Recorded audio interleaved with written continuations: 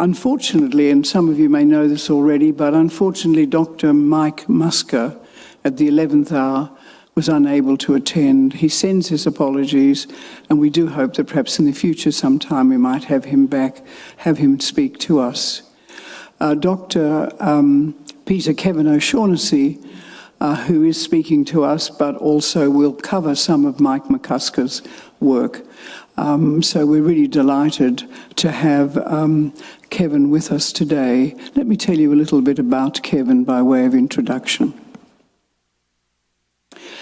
Kevin is a lecturer in nursing at the University of South Australia. His research explores the role of loneliness and isolation in the lives of cancer survivors. At diagnosis, men are faced with difficult decisions regarding treatments. Following treatment, many men are faced with physical and psychosocial side effects from the treatment and uncertainty about their futures. Men with recurrent prostate cancer are often devastated by the return of the cancer and the impact of subsequent treatments and side effects. Kevin is an experienced researcher in the supportive care needs of men with prostate cancer, their partners and families at various stages of the prostate cancer journey. Kevin's research has established a deeper understanding of men and their partners as their journey after diagnosis and treatment continues into months and years. His research provides insight into the supportive care needs of these men and their families. I'm looking forward very much to what Kevin has to say, as I know you are. Please join me in welcoming Dr. Kevin O'Shaughnessy to speak to us. Thanks, Kevin.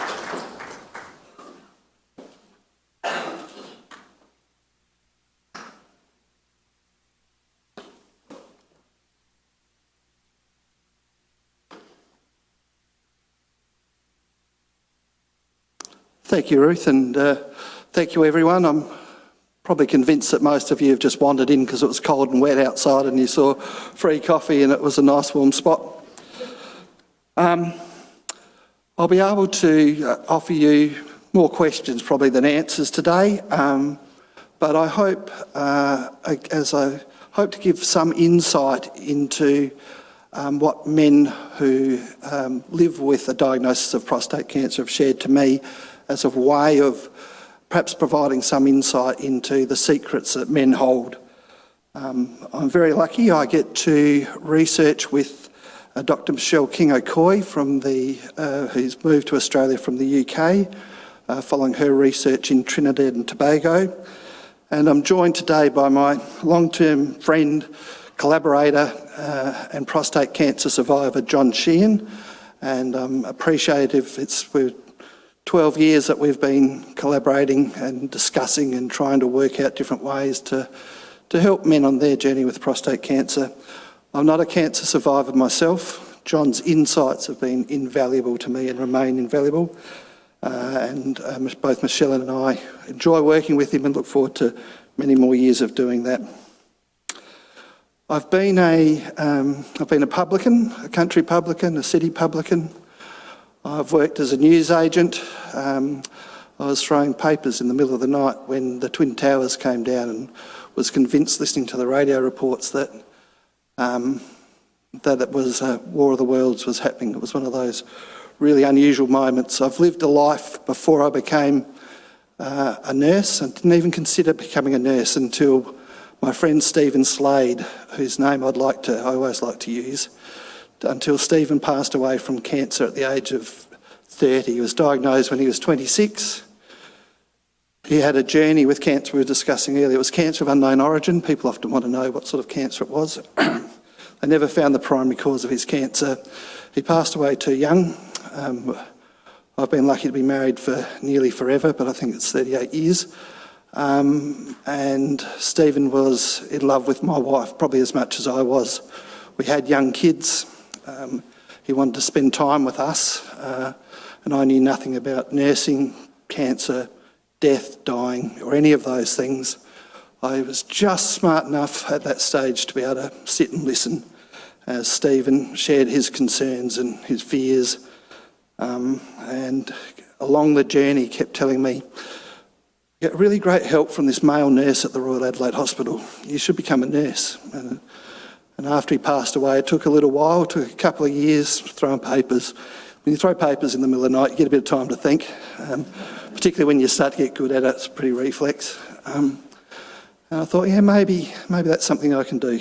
I can work the hours of a nurse, I can do the night shifts, I'll see how I can. So that was the start of my journey. I was lucky enough, under people that created the University of South Australia, like Ruth, to have the opportunity to go on and use the smarts that I had, and was able to do a degree in nursing at UniSA, continue that into a PhD into the supportive care needs of men with prostate cancer, and have had the privilege in my life to have many, many men and the people that love them talk to me about their greatest concerns. And so some of those I'd like to show you. I came into men's health a little bit by the flip of the coin at birth. I was a man. That gave me a start, and then to try and work out how to support men with cancer like Stephen, that's led my journey.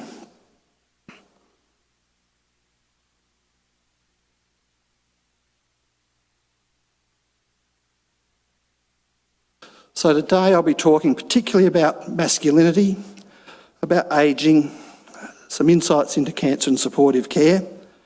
We're looking at some of the issues that we have with the changing demographics of Australia, and perhaps some of the innovations that we think that are worth exploring in the future. Ruth has acknowledged that we at the university work on the lands of the Kaurna people. I also teach into the lands of the Bagnala people and the Bondak people at our campuses at Whyalla and Mount Gambier. I'd like to acknowledge them and all of the elders, past and present, across the lands of Australia that I'm lucky enough to teach into. One of the key points about men's health is this big secret that we hold in Australia: that life expectancy for Aboriginal and Torres Strait Islander men is nearly 9 years less than that of non-Indigenous Australians. It's not the focus of my talk, it's not my area of expertise, but it's a truth that I think is important, and it's as Australians, it's a shame that it's a secret that we should not be proud of, and it's something that we all have a role to do to ensure that those numbers should change, and they've been slow to change, but that doesn't mean that it's not important.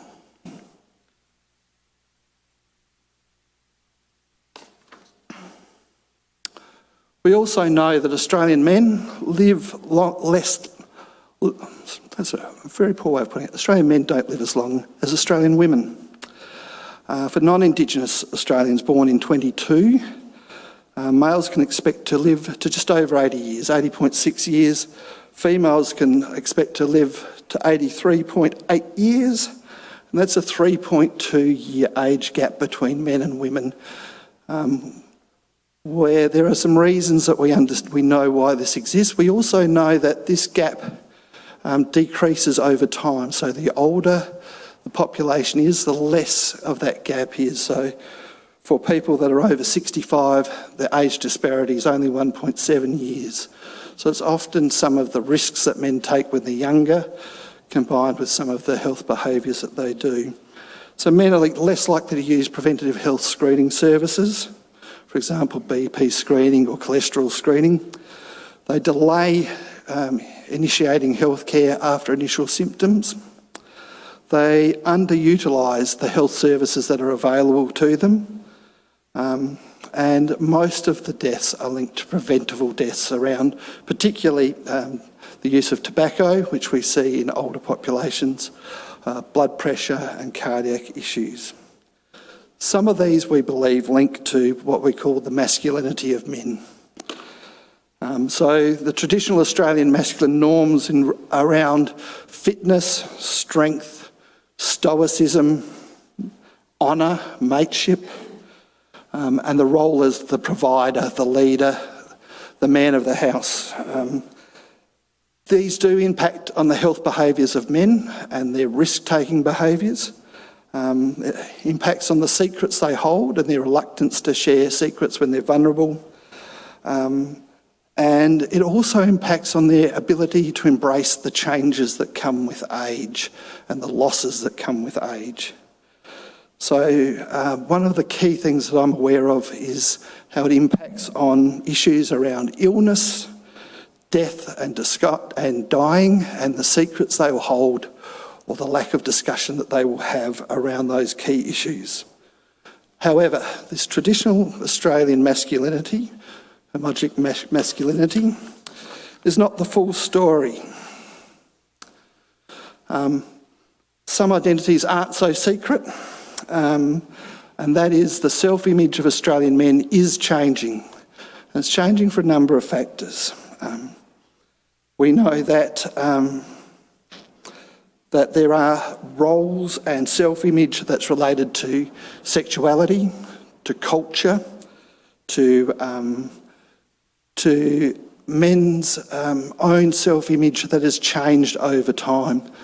I was just reflecting, there was a discussion on a podcast earlier today about how change in what masculine roles are, and the wait till your father gets home because you're likely to get a thrashing or you're going to get a smack. It was actually related to my primary school that I went to, it's Victor Harbour Primary School, proudly.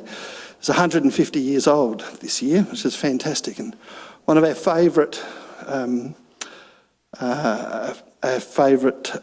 headmasters was known for his kindness, but he was also the person that would dish out the punishment that we all knew about this growing up, was to get the cane. And so you would go off and see the deputy head and he would give you the cane. We all knew he was a lovely man. But the concept of corporal punishment in my granddaughter or my daughter's age, this is a cultural change, and part of that is the role of the man in that space. So having a male teacher arbitrary give the cane to young students in primary school these days, my daughter's a primary school teacher, would be horrifying, and the outcomes would be front page of newspapers, and or at the very least there would be an outbreak on social media. So roles change, the masculine image changes, and we need to be aware of that, and particularly how it links to ageing. So one of the problems with that strong masculine image, and we've seen this over time, is that when they are faced with vulnerability, they don't have the skills or the capacity or the practice in being able to express their fears and don't feel safe about expressing those fears. And so that's some of the areas that I've tried to explore. Unfortunately, one of the truths that links into this is that all of the men in this room will die. And for such a simple truth, the amount of discussion that men will have with their mates, they'll talk about the weather, they'll talk about their golf, they'll talk about the quality of the biscuits or the coffee they're having, but they won't talk about their fears around death and dying. They won't discuss what death and dying looks to them. They won't discuss what they want as part of that experience, because it exposes one of the great vulnerabilities. And culturally in Australia, death and dying conversations around this area are very limited. One of the privileges of being an emergency nurse, so I've been a senior emergency nurse at the emergency department of the Royal Adelaide Hospital for nearly 20 years. One of the unique privileges is we see people and are able to help people when they're having often the worst day of their life, and for some people, the last day of their life.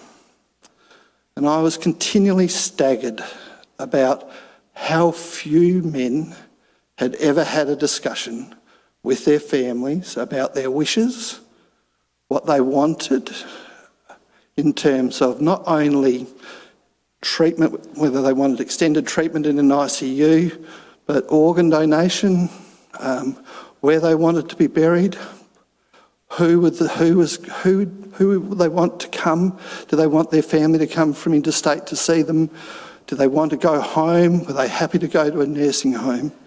A myriad of questions that they hadn't discussed with their family. This is one of the secrets that men keep very close to their chest. So part of my journey is to explore how masculinity works into these spaces when men are faced with these real challenges. Cancer, death, dying. How do we deal with that?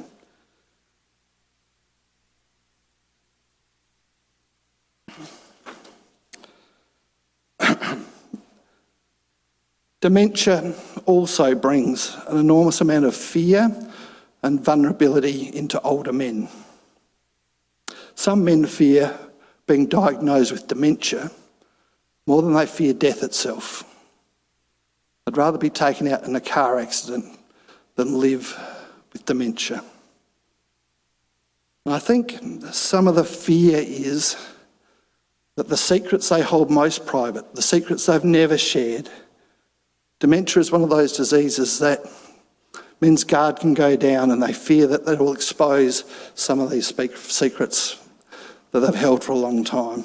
Worse than people looking at their browser, Bill Gates seeing what's on their browser, they'll be exposed for their deepest insecurities. I suspect that one of the secrets that I hold close is the secret love of Barry Manilow's music, and if I end up with dementia and I'm in my nursing home, singing Mandy at the top of my voice will be not only scary for my family, but particularly unsettling for the carers that would be looking after me, I suspect. And so around dementia, the fears and the vulnerabilities, the lack of power, the stripping away of power that dementia brings with that diagnosis, opens men up again to being vulnerable, and there is a reluctance to have open conversations about their wishes in that journey, a journey of dementia.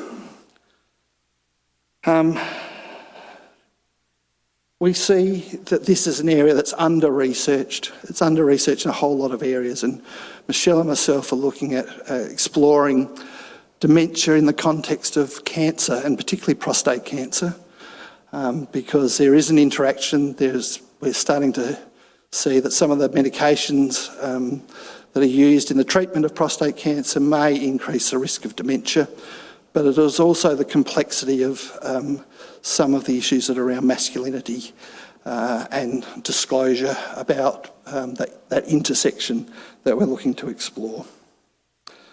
We know that there are differences in approach to people with dementia depending on socioeconomic background, but particularly around cultural issues around people that have dementia. And so exploring those and how we can work our way into improving our understanding of men in that situation is important. And perhaps just one of the things that we have been looking at is dementia takes away the power that's associated with intellect. And so I think that's often a fear that is under one of the secrets that men keep, is that there is power in knowledge, there is power in over your life. For many of you here, shows that you want to learn more, continue to learn more. Dementia can strip away that knowledge and that power that you've accumulated over your life. Which brings me, as I said, swing around into my area that I focus mostly with my research, which is about prostate cancer. And the reason is because prostate cancer is the most diagnosed cancer in Australia for men. There's about 25,000 new cases of prostate cancer every year. It's a disease that's linked to ageing, but it's a disease that only men get. A male has a 1 in 6 or 17% risk of being diagnosed with prostate cancer by the age of 85. It's a common disease.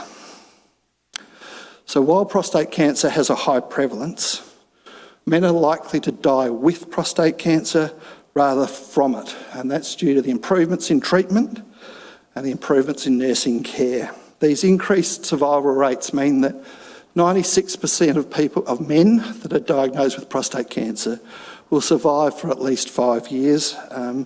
So we see that men are living longer with the impacts of a diagnosis and the treatment for prostate cancer. It's a disease also of older men. Most men are diagnosed with prostate cancer over the age of 60, though it's important to recognise that not all men are over 60 when they're diagnosed.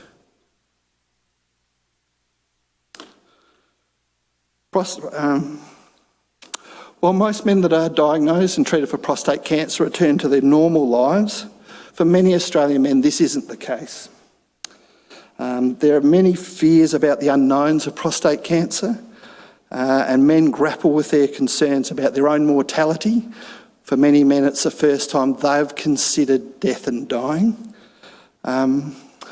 Prostate cancer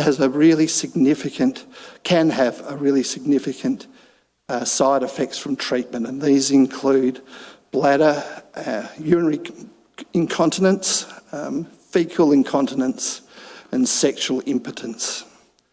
And these can have a devastating impact on the men for whom these are an outcome. There is an invasiveness of the treatment. There is a stigma attached to prostate cancer. And there is a social stigma around all men's health issues that we talked about because of men's masculinity. So these lead to men with prostate cancer often having an emotional toll. And my research started to show that some of this can lead to disconnect between themselves and the people that love them as they withdraw into themselves. I don't want to be a bother. I don't want to ask for help. I'll just get along with my day rather than seek help.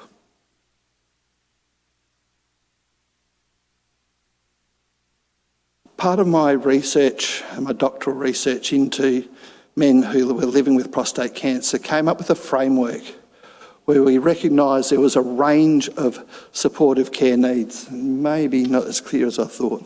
But we have physical outcomes, so there's physical changes from a diagnosis and treatment from prostate cancer, whether that be surgery or any of the other treatments. There are some practical considerations. A diagnosis of cancer often leads men to think, right, that's it, I'm going to retire, we're going to get the caravan, we're going to go for a lap. And their wives are going, well, we've got the grandkids, I've got another 20 odd years to live, and I've got plenty of stuff that I want to do. I'm not sure that I want to get the caravan. So there is some practical, the income stream changes, their ability to work changes, has some very practical outcomes. Men struggle for information. There's a real need for information when being diagnosed with prostate cancer. What sort of treatments? There's a multitude of treatments that are linked to some very complex disease processes. Not everyone that has prostate cancer has the same treatment. Is the treatment I had as a surgeon that I've got same, better, different? Should have I done something different? So there's a need for a lot of informational needs that we found. These aren't unexpected. There's supportive care needs across a range of different cancer treatments that are very similar. What we did, I suppose, find that's a little bit more unique was the Australian men with prostate cancer, and internationally, have spiritual needs, emotional needs, and social needs, and these often aren't as well recognised. So Mike was going to talk about the psychological care. Mike's a mental health nurse with a lot of experience about trauma-informed care, trauma-informed mental health nursing. I will touch on some of the things that I found in my research, which link to a lot of other areas about the secrets that men hold, and some of those secrets are around men's mental health. So depression, anxiety, suicidality of a friend, someone that they loved or cared for, can have a devastating impact on men. However, I think Mike would agree that giving men the opportunity to have appropriate psychological care, encouraging them to reach out for help from close personal friends, family members, or particularly healthcare specialists is important. and these ring true for all prostate cancer survivors. There is a need. Because of their vulnerability, they're at risk for poorer mental health. However, the areas that are probably the areas that I focus more so with my research is the emotional needs, the spiritual needs, and the social needs of these men. These sort of emotional needs include links to masculinity, links to treatment regret, anger, despair, fear, hopelessness, but also hope and kindness. Spiritual needs. In my research, we split religion and religious practice and the community that comes with that from spirituality, the meaning of life, suffering, dealing with pain were all part of the spiritual journey of men with prostate cancer and all played a role. We also explored how important the social needs of men were. Their relationships are important to men. Their families, their work, intimacy, love, sexuality, being cared for is really important, and I suspect not just to men with prostate cancer, but to all men. It's rarely talked about or discussed in the same way that we would talk about that in the context of, say, breast cancer and the impact that breast cancer could have on a woman's ability to feel loved. When we think about men having prostate cancer, it definitely has an impact. So I had a paper that was called Love, Faith and Hope. And in that paper, it explores the fact that men do want to be loved. More importantly, they want to be able to love. And for men, particularly men who have got that more traditional masculine self-image of themselves, they would often link the ability to love with their ability to be sexually potent. So taking that away from someone, even men well into their 80s felt they had changed their capacity to love their wives. So there are stories of disconnect between men and their wives or partners who'd been together for 30, 40, 50 years.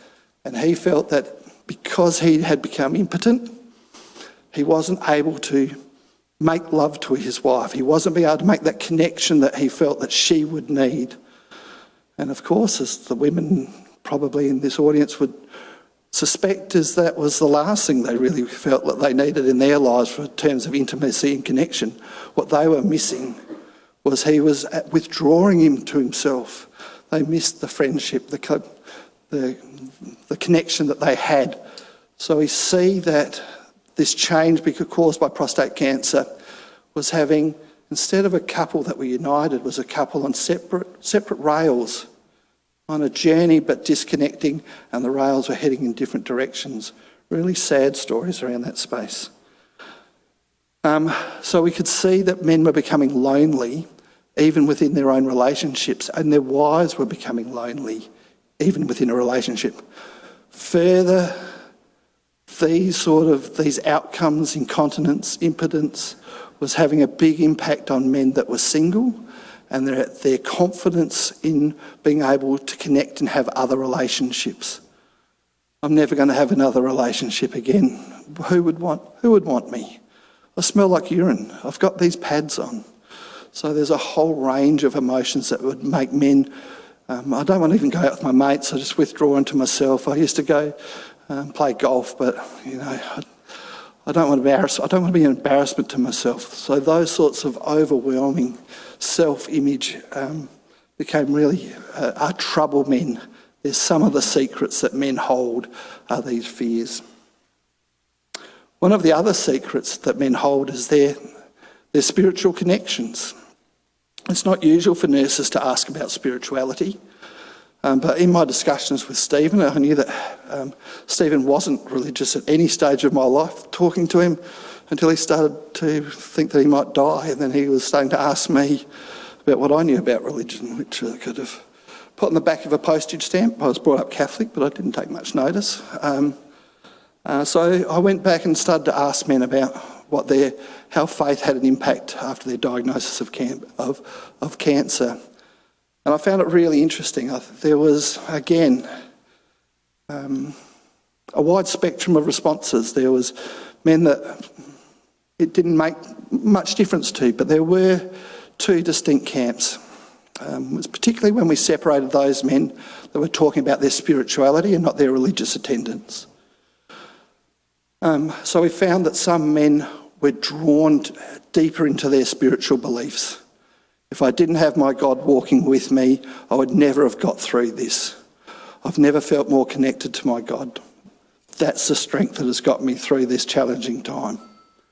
And there are other men that moved away from their spiritual beliefs through the diagnosis of cancer.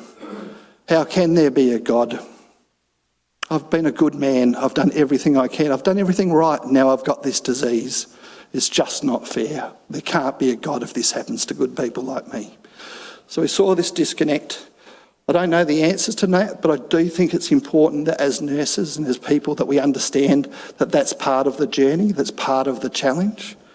And again, as the demographics of Australia change and people's belief systems change, then there's certainly worth exploring what people need in terms of their spiritual connection. Many people did get a great deal of satisfaction and social connection from religious attendance. So for those that did attend their religious services regularly, they did feel that was a great sense of comfort that they got from those communities. We often see cancer and hope. There's lovely big signs of, hope for cancer, donate here, and hope here. And I thought, what does hope look like if you've been diagnosed with cancer? What does it look like if the cancer comes back? What does it mean for cancer survivors? And so they were kind enough to talk to me about it. And it's an area that's barely explored in terms of the context of men's health, but particularly men with cancer. And we saw that I suppose my understanding of it is hope can be fluid, which is probably an insight that hasn't been discussed too much. That hope can change over time, and it can change very quickly, and it can be adapted. So for men that could feel hopeless at various stages of the cancer's journey, could transform that themselves to being hopeful. And so that started to get me interested in how do I tell someone to become more hopeful? What sort of advice can I give them? And so some of the advice was remarkably similar across the journey.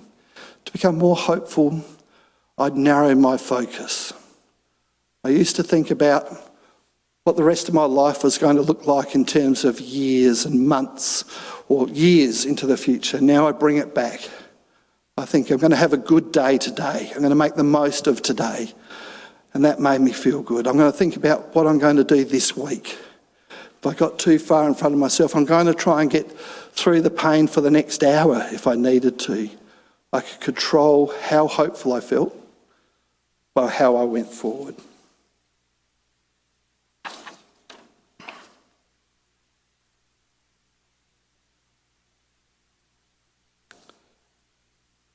So we also found that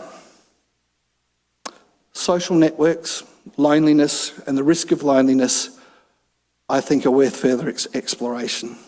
Because of some of the concepts that I've explained, prostate cancer survivors can feel isolated, and men's friends and their social networks are important to them, and they often don't know how either the men themselves to connect back with their friends and associates. There can be a disconnect as they move away from work, either because of the cancer or through retirement, because that's often a change that's going on at the same time. And their friends and family and those that are trusted are often lacking the tools to connect with them. I don't know what to say to Tom or John because, I don't want to say the wrong thing. So making it easier to make some steps. If we think of the way, perhaps, the Are You OK campaign that gave a simple tool for people to be able to talk about, for men to open up about their secrets about mental health, then they're the sort of connections that I want to explore with my research.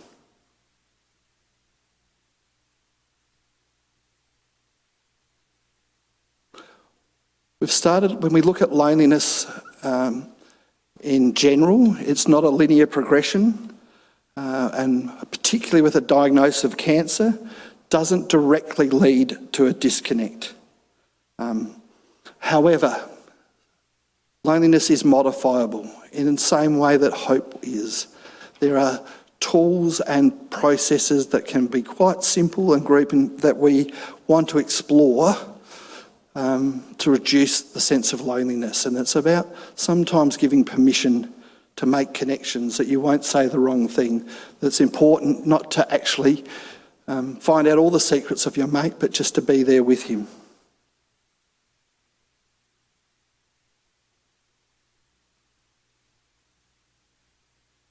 We also know that age has an impact on the health of prostate cancer survivors and cancer survivors in general.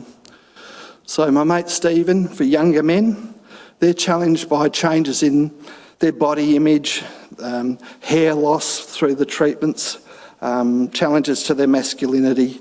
As I said, there's often a withdrawal, particularly of younger men with cancer, from their social networks. There's a fear around cancer that still exists in young people because they just don't know the disease, they can't make a connection to it, and so there is a withdrawal, which is probably why I was there with Steve and I was the last man standing.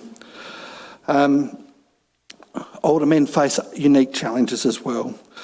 They're facing retirement, they're facing their own challenges of mortality, there's decrease in mobility, there's disability.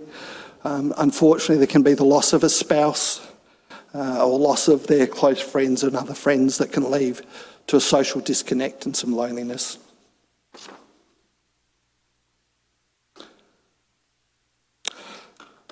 Culture plays a role in the secrets that men hold. Australia is not a monoculture anymore. It comprises various ethnic and cultural groups. 30% of the Australian population is born overseas. 30%. That's going to have a significant impact on the ageing Australian population in a number of different ways.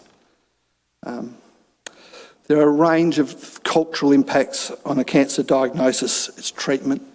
So there's religious taboos, there's cultural norms, there's discrimination. For many men from different cultures, it is not culturally appropriate for them to share their health burdens. Who they share their burdens to, whether it be males or females, can be linked to taboo and religious upbringing. Understanding these cultural barriers is also an important part of our research going forward. As Billy Joel said, it's often related to trust.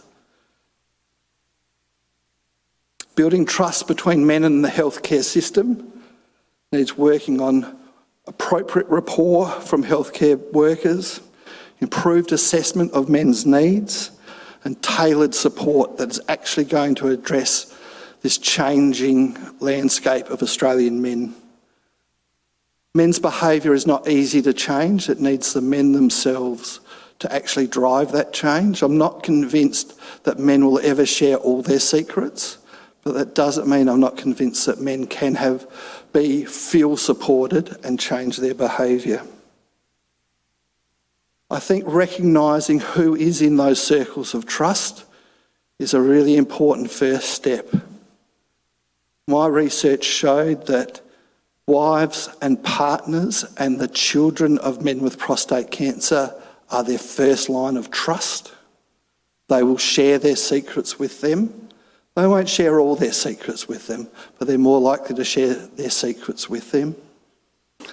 That as healthcare workers, as nurses, we often ignore them at our peril. We overestimate our own power as assessors and deliverers of care, and we don't utilise or engage those loved ones in the care of the men. We see that cancer does impact on men's masculinity, their relationships and their emotional lives. As I said, nurses are trusted, but we need to empower nurses with the skills and the knowledge to deliver tailored care to these men.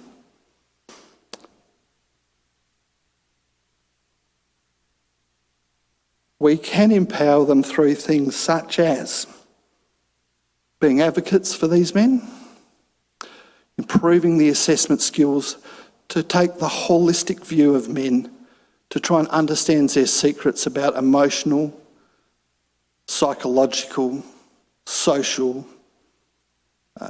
and I've missed one but their needs in a comprehensive and a person-centred way. And so part of the research that Michelle and I are doing is trying to work out how do we do this in a way that's going to improve the lives of prostate cancer survivors in South Australia. So we're doing it in a variety of ways. We're going to be trialling and testing an app. We've got some guides that we are developing and as a toolkit that we hope to develop for nurses. Not nurses that are specialist nurses involved in the care of men, but all nurses. We have an opportunity, I'm very privileged to have the opportunity to educate large cohorts of undergraduate student nurses in improving their knowledge of not only a woman's journey with cancer, but a men's journey with cancer, and their emotional needs is one way that we believe that we can make a difference in these men's lives. Because the student nurses and then the nurses themselves are the grandchildren and the children that are trusted by these men, and often the first people that they'll go to and ask for support, which can be challenging for a young female nurse to have their grandfather to come to them and say, I've been diagnosed with prostate cancer and I've got to wear pads, what do I do? So we try and work them into some of those difficult conversations, try to help them understand that some of the complexity of the journey with prostate cancer isn't just about survival but living well. Michelle is from Trinidad and Tobago. Her interest is in men with prostate cancer from Black, African or Caribbean background. They have historically a higher incidence of prostate cancer. They are also culturally less likely to seek support and help. And Michelle's research and some of the research that I've done across into the UK and the US supports that. We're interested to see if that holds in Black, African and Caribbean groups in Australia, but also some groups of from non-English speaking backgrounds as well. And so we also are looking for their lived experiences, but as well we're also looking for men that will be prostate cancer champions that will talk to groups of men about their experiences, what it's like, and be informed themselves, like my friend John. As I said, my hometown of Victor Harbor, some of the things that work are just simply catching up for a coffee with your old circle of friends. So there's a little group of men, they just catch up for coffee. They often try and identify someone that may have lost a partner, someone that's been diagnosed with cancer, someone that's having a tough time. They just say, come and join us for coffee on a Friday. There's no fee, there's no hierarchy. They just bring them in, have a coffee. You don't have to talk, there's no topics, there's no guest speakers. It's just about simple connections, sometimes understanding some of the things that make us go round. Love, hope, faith, connection. They're the good things. So in conclusion, men do hold secrets. They may never reveal them all. However, we know that wives, partners, nurses are trusted, and it's a privilege. And that we are exploring the potential that nurses have in this space to help improve the care for men that are in these situations. Really appreciate your time. Thank you very much. Sorry.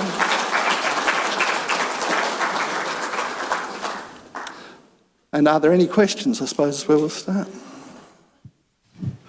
You've got one of those? Good. We have plenty of time for questions. And a mobile question responder here. Perhaps while we wait for a first question, I might ask you, Kevin, about elaborate a little bit on the role of the partner in all of this. I mean, you mentioned the family being such a vital group to which the man might turn to in the first instance. But would you like to elaborate a little bit more there? Yeah, I think it's certainly underestimated by the healthcare profession itself as what a vital role wives and partners, male or female, play in the lives of men that have been diagnosed with prostate cancer. They are, I often say as a nurse, we are there for a slither of a person's life. So as an emergency nurse, I might see someone for at most 8 hours a shift. And so I can give some advice. They go home and then spend the next 20 years with someone that loves and cares for them, helps them make decisions, does the day-to-day, organises the diet, cleans up, buys the pads, checks on them regularly, takes them to the doctor, is involved in every part of that person's care, often as a team. So empowering those people and giving them some of the insights that I wish I had when I was one step away from that caring for Stephen, I think is really important. And so the more knowledge that we can give to the people that are at that coalface delivering the care is such an important role. Thank you. Any other questions? Yes, one just over there.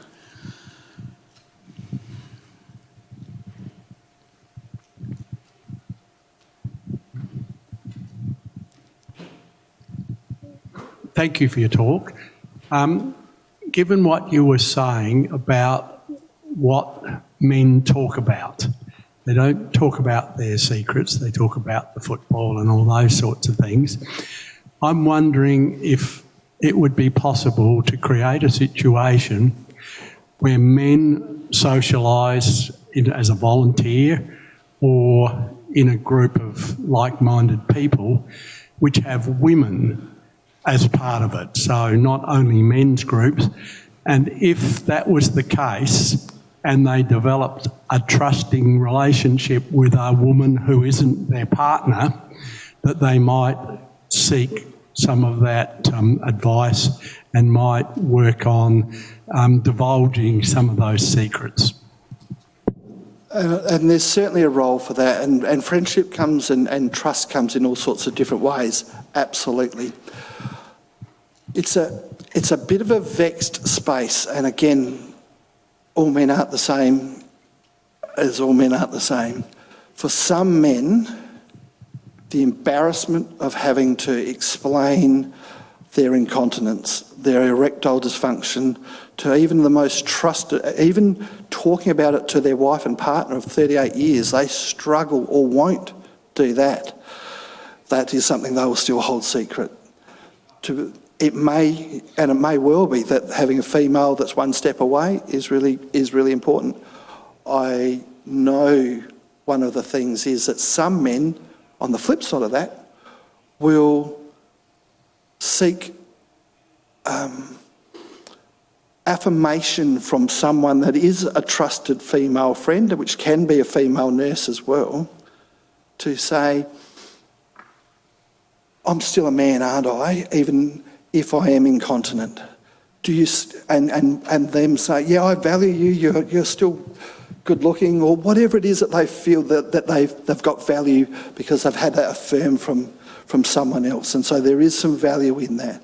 I guess that's the nuance. And as I said, I know the questions, I can't tell you all the answers, but I think they're worth exploring. It's about and that's part of what Michelle and John and I are going to do, is go back and ask more questions about those sorts of things.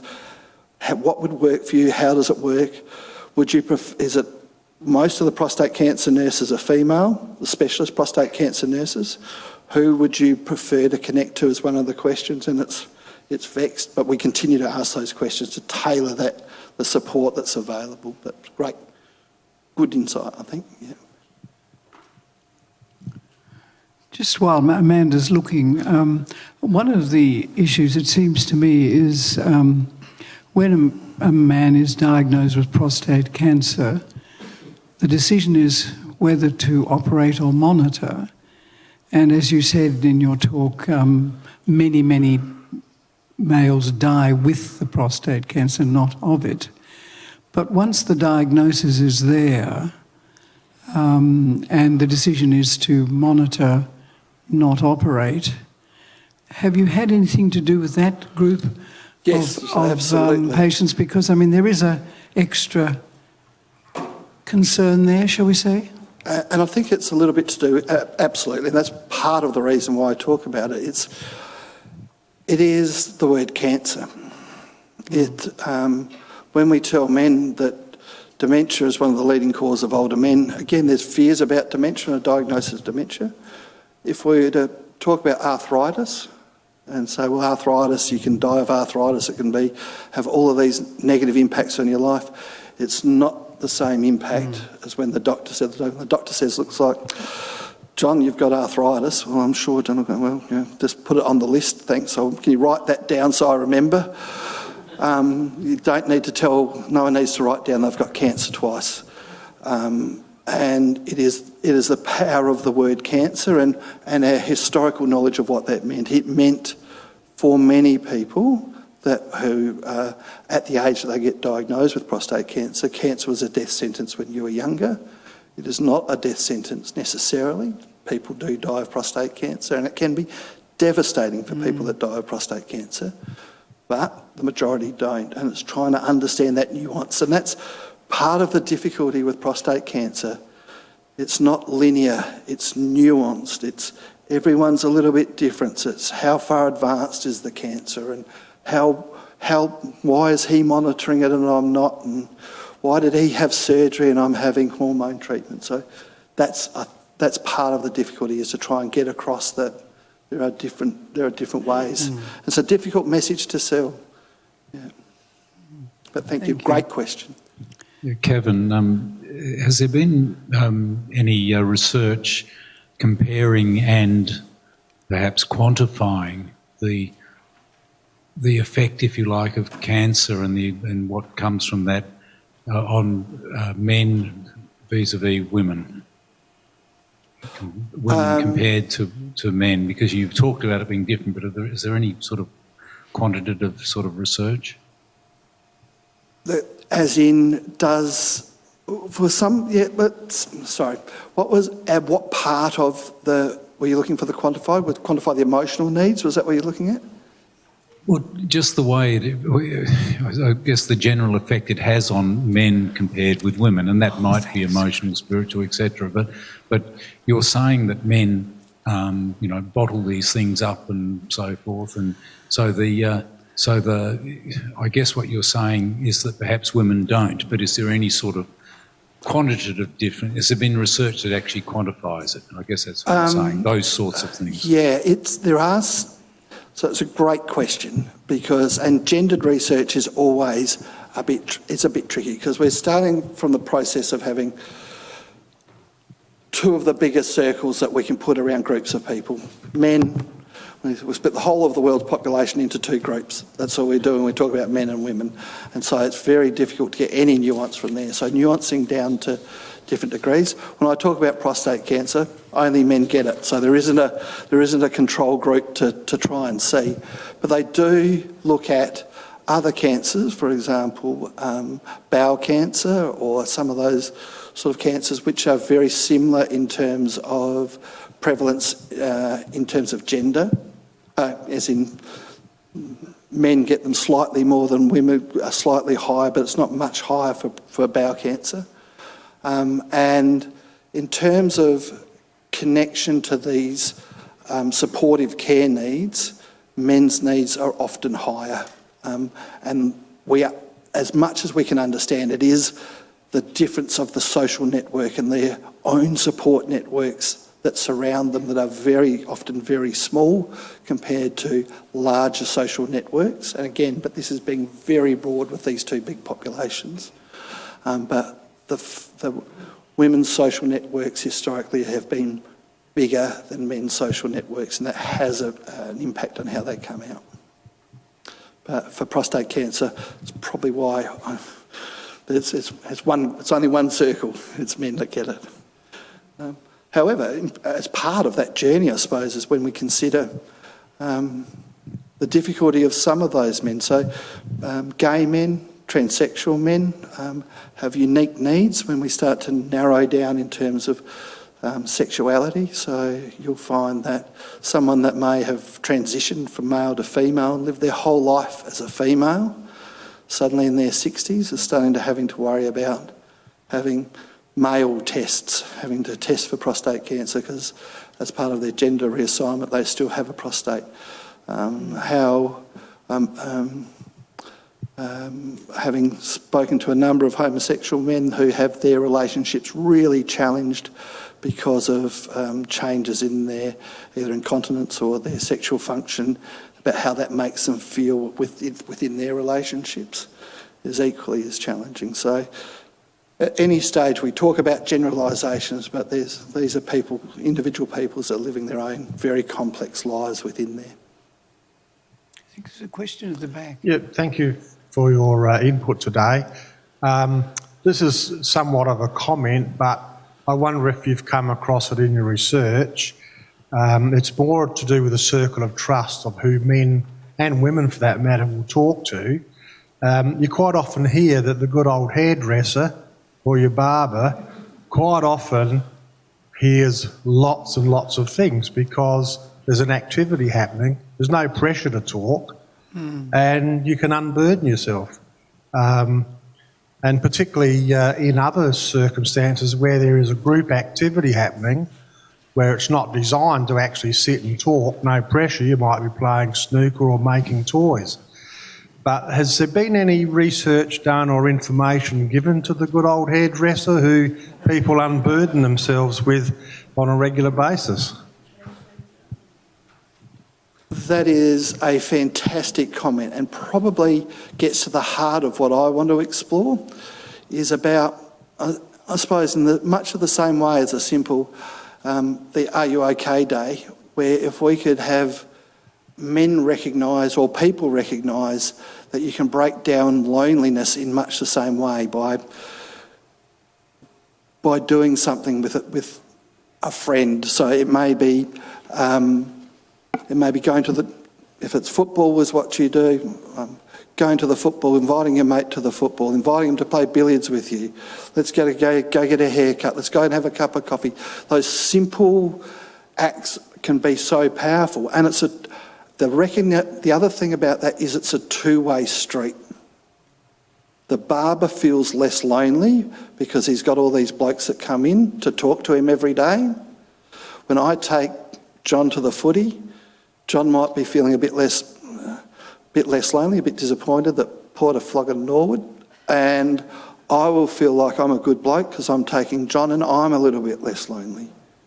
Both of us are having our self-esteem as feeling a little bit lifted, and recognising sometimes about those simple mechanisms that we can, and become self-fulfilling. The volunteers that we see, the Volunteers Day, it's not just the people they look after that they're helping. They're helping themselves because they're getting out the house and they're meeting other people. They're reducing that social. We're in a world of disconnect, that you look at your screen rather than your granddaughter. You making and re-establishing some simple connections on the way back, I think, is a way forward, and that's what I want to explore. That's part of the exploration. If anyone wants to, who is a cancer survivor or wants to be a champion around things such as loneliness and have further discussions with either John, myself or Michelle, I've got some cards at the front which has got Michelle in my email, so you're more than welcome to drop us a line. John and I have travelled, will travel anywhere to talk to groups. We like just to connect, again, to remind. Mostly it's reminding. We talk a lot to prostate cancer support groups, which are small blokes trying to do the right thing to support other blokes, and we just mainly go there to remind them what a great job they do. Just taking time out in a cold, wet, miserable day like you guys are coming to connect with some other people and make myself feel supported and break down those sort of gaps is really lovely. Reminding ourselves along that journey that we just need each other a little bit along that place, and sometimes it's the simple things. I think we need to stop there. Kevin, just before I thank Kevin on your behalf, I'd like to say that the recording of this seminar today will be on the university website, the Advancement Services website, I think within a couple of weeks, Amanda, is that right? Yes, within a couple of weeks. If some of your friends couldn't come, or you would really like them to hear it, or you'd like to listen to the presentation again. Thank you very much, all of you, for coming, but particularly I'd like to thank Kevin for his informative and warm and instructive presentation. It has been excellent, Kevin, and I'm not sure how this would go down with a prostate cancer sufferer who's troubled about incontinence, but it comes with our warm best wishes. As long as you drink it with someone. Warm best wishes. Thank you so much.